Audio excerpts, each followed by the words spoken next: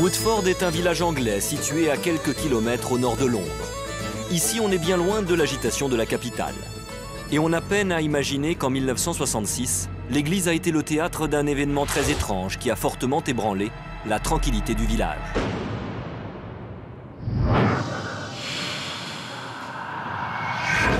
« 24 juin 1966, Gordon Carroll, un touriste de passage, photographie le chœur de l'église de Woodford.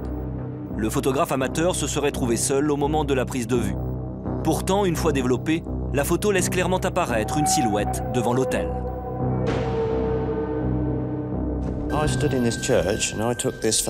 J'étais installé exactement à cet endroit lorsque j'ai pris la photo. Et je suis absolument certain qu'il n'y avait personne dans l'église à ce moment-là.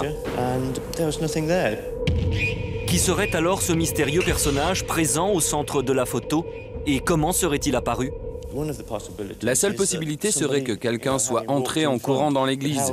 Mais alors, comment aurait-il fait en 2 secondes pour entrer, s'agenouiller, se relever et repartir sans être vu? C'est totalement impossible. Alors, simple illusion d'optique, trucage photographique ou apparition fantomatique? Les faits remontent à 1966 et à cette époque, est-il techniquement possible pour un photographe amateur de réaliser un tel travail?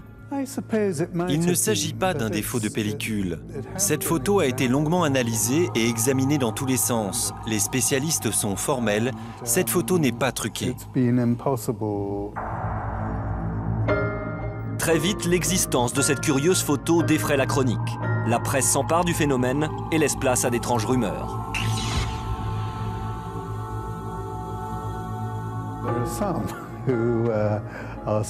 Beaucoup de gens ont dit que c'était juste une femme de ménage qui nettoyait les marches de l'autel. Mais il faut savoir que certains témoins ont déjà été confrontés à des apparitions bizarres dans cette église. C'est un village très particulier où il y a de nombreux mystères. Dans l'église de Woodford, le cœur d'un ancien moine est conservé dans l'un des piliers. Certains paroissiens affirmeraient même l'avoir déjà aperçu, hanter les lieux.